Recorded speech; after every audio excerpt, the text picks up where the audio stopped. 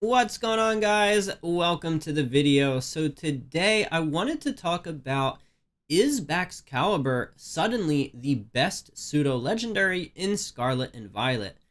Well, honestly, you could make a case for it based on recent results, but this video is going to be talking about what it is that has recently made Baxcalibur so popular and achieved the kind of success that it has, and how does it compare to the other often dragon type pseudo legendaries. So let's go ahead and dive in and first take a look at some of these results, which if you see my previous videos, you're probably familiar with this, but first place at the San Diego regionals with over 500 players, a ton of international players, but Jisuk Lee from Korea winning the event with Baxcalibur here, and Baxcalibur also finishing in the top 8 on an identical team here as well. So Baxcalibur, 2 finishes in the top 8, including first. Very, very solid. But there's some fierce competition with the other pseudo legendaries, right? Salamence is a pseudo legendary, Hydreigon, Dragonite, Garchomp looks like it didn't make it in the top 8, but that is also a very common Pokemon that's very strong, and also another pseudo legendary. Tyranitar we also haven't seen, but again, another strong pseudo legendary that has its own kind of niche, being able to set up the sand. So that's one tournament. Next, and we've talked about this as well, from the ranked battle season 1, the first place finishing team featured Baxcalibur as well. And this is a former world champion, so Baxcalibur getting some love by one of the top players in Korea, and also one of the top players in the world, as well as a former world champion. So Baxcalibur has a lot of strengths going for it. But let's dive into what exactly those are, as well as talk about how it compares to some of the other dragon types and other pseudo legendaries that exist in the format. So I've got the Peakalytics page for Baxcalibur pulled up here, and usage percent is at 9%, which isn't amazing. It's just outside the top 20. I expect this should rise, though, given the recent success. This is also on Showdown. This is not usage at official tournaments or usage on the ranked ladder. This is just from Showdown. So if I scroll down and we take a look at the other pseudo legendaries that it's competing with, remember Baxcalibur at 9%. You've got Hydreigon at 23%, Garchomp at almost 20%. You got Dragonite here somewhere, Dragonite here at 13%. And then you've got Baxcalibur. So you got 3 other pseudo legendaries that are currently more popular than Baxcalibur. But you've also got Pokemon like Salamence, Tyranitar, kind of breathing down its neck. Dragapult's another that is, used occasionally. But is it possible to make a case that Baxcalibur has suddenly become the best of the pseudo legendaries? Well, I think there is. So let's talk about why. Let's start off with the typing. Dragon Ice. So very unique typing, especially considering that the other Dragon Ice type in Kyurem and the different Kyurem forms are really only ever available once every 3 years in the official competitive Pokemon circuit, because those legendaries are oftentimes banned. So Baxcalibur with the Dragon Ice typing does fulfill kind of a niche with this unique typing in competitive play. Stat-wise, very much like the other pseudo-legendaries, got absolutely amazing stats, but the distribution is actually really good as well. So the speed, while the speed is very average, right, 87, kind of average, right, it's not great, but it's not terrible.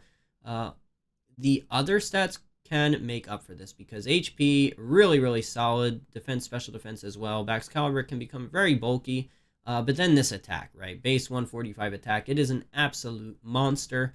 And one of the things that makes Baxcalibur so tough to go up against.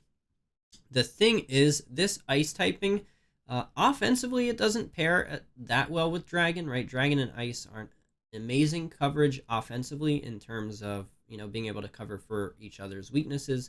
And defensively, we all know Ice has a lot of weaknesses. But that is where the new Terrestrial mechanic can really come into play. So the thing is, if anything is holding Baxcalibur back, right, it's the speed, but then it's also the typing. The speed, you can't really make up for it, but I have seen some Choice Scarf Baxcaliburs that have had some decent success in ranked battle play.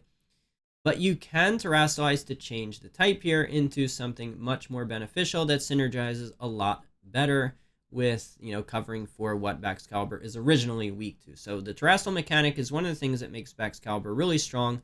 Very similar to how Dragonite terastallizing is what's making Dragonite as good as it is as well. Whether it's Terra Normal Extreme Speed or Terra Flying Terra Blast, right? It is the terrestrial mechanic that is making Dragonite so good, but same thing for Baxcalibur, although from a more defensive perspective. As for the moves, so Glaive Rush, Baxcalibur's signature move, is extremely strong, right? We haven't had access to a physical dragon type move as strong as this, right? There is Outrage, but that is so risky because you can't choose the target. It's random, and then it confuses you afterwards. So Outrage just not a super usable move in official competitive Pokemon play, but Glaive Rush definitely is. It has a drawback in that you're taking more damage the turn after you use it, but you have access to Protect, and oftentimes just getting this attack off is, just worth it alone because it deals such insane damage. It's stab, it's massive base power coming off of huge base attack. Really, really good move there. It even gets priority in Ice Shard, so despite the kind of average speed, you have an option for priority. And then Icicle Spear, which combined with Loaded Dice, but I've even seen this used on Life Orb sets just because it's perfect accuracy. And, one of the other main reasons to use it is it breaks Focus Sash, which Meowscarada, the most common Pokemon in the format, often holding a Focus Sash, being able to just break that and KO it through the Sash is really, really good. But if you're holding Loaded Dice, that gives you the ability for Icicle Spear to hit 4 or 5 times, which is going to be enough to take out things like Amoonguss, Murkrow, etc. As for the typing, I've talked a little bit about how defensively it's got a lot of weaknesses, but it does have a few strengths, right? I talked about how offensively it's good against Meowscarada, but defensively as well, being able to resist Flower Trick thanks to the dragon typing is really nice. So Baxcalibur defensively has some things going for it as well. The resistance to water, also pretty nice. So it's not, awful typing. And considering you can terastallize to make up for it, you can really kind of cover for its weaknesses quite well. Talked a little bit about the item choice. Loaded Dice is very, very solid, especially combined with Icicle Spear. But we've seen some damage boosting items, whether it's Dragon Fang or Life Orb or, anything along that sort. Those are some options as well. Thermal Exchange is Baxcalibur's unique ability and is really, really important because being a physical attacker, being immune to burn is absolutely huge, especially since, Will-O-Wisp Arcanine is occasionally used. Will-O-Wisp Talonflame is used quite a bit, so being immune to burn is quite nice. Also against things like Volcarona, which can sometimes burn you. Being immune to burn is very nice, and then being able to take advantage of any fire-type moves. Now, you still take the damage, but you are neutral to it, so combined with your good stats, you can actually take fire-type attacks. Assault Vest is also an item sometimes used on Baxcalibur to pretty good effect. So if it's a special fire-type move, like from Volcarona's, you can really take those fire-type moves. And then boost with your Thermal Exchange, getting a free +1 to your attack. This is a really, really good ability. So overall, those are the things that's making Baxcalibur so popular. But let's talk about some of the other pseudo-legendaries, right? Because that's, I'm trying to make the case here for why Baxcalibur is better. Right? We know Baxcalibur is good. I just talked about the things that's making it good, but let's go down the list here. Hydreigon. So this is a Pokemon that we thought would be absolutely everywhere, but one of the things that came out of the Season 1 ranked battle, top 30 teams, as well as the San Diego Regionals, Hydreigon wasn't nearly as successful and common as we expected it to be heading into the tournament. Now, I do think Hydreigon's still a very good Pokemon, but in terms of how we expected it to perform, just based on the usage on Showdown and such, it really didn't have a ton of success. So, you can make the case Baxcalibur performed much better at, the major tournament in San Diego, and then also at the very top of the ranked ladder, which is where, the best players are. They're going to these major tournaments, and they're finishing, in the top 30 and on the ranked ladder. So Hydreigon not performing as well as a lot of people thought. Garchomp was used a decent amount on the ranked ladder. We saw it on a World's runner-up who finished 3rd. He ran Garchomp, so Garchomp had a lot of success as well. In San Diego, it didn't do great, but Garchomp is still a very strong Pokemon, as is Hydreigon. But again, when you don't have the success in the major official tournaments, then it's definitely possible to make the case that Baxcalibur is better. Dragonite is the one Pokemon where, if you look at the top 30 ranked teams from Season 1 on the ranked ladder, which I made a video covering, Dragonite was absolutely everywhere. There were tons and tons of Dragonites. A lot of them had Choice Band with Terra Flying Terra Blast. But we've also seen a lot of Extreme Speed with Terra Normal being used probably more on Showdown. I think the Terra Flying Terra Blasting is a more Japanese style metagame choice.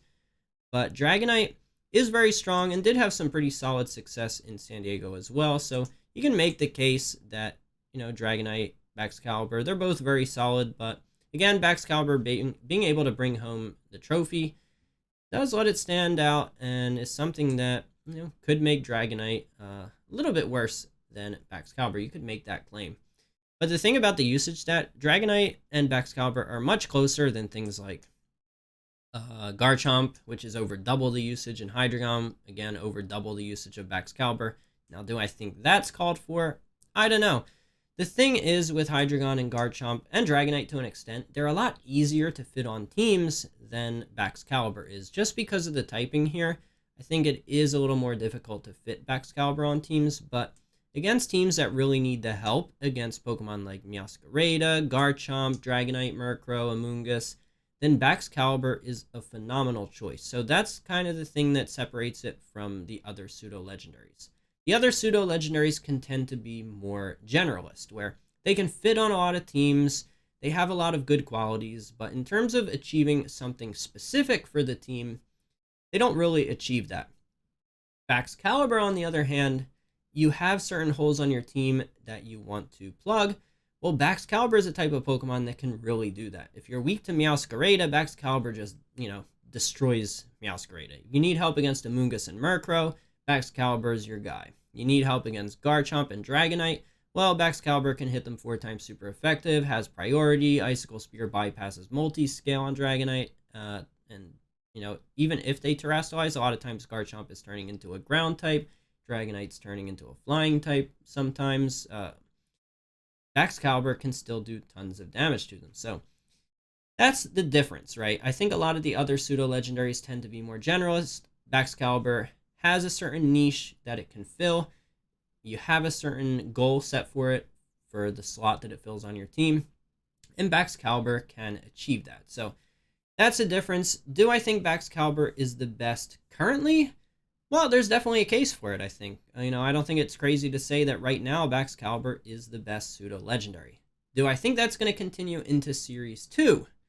Well, I'm not so sure. I think there's a lot more weaknesses Baxcalibur has to contend with in Series 2, whether it's Flutter Mane's Stab Fairy moves, whether it's Iron Hands hitting it super effective with fighting moves. There's a lot more that Baxcalibur has to worry about in Series 2.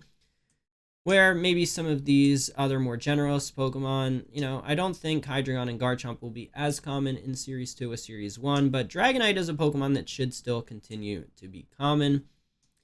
But, maybe Baxcalibur will continue to be the best in Series 2. We'll have to see, but let me know what you guys think.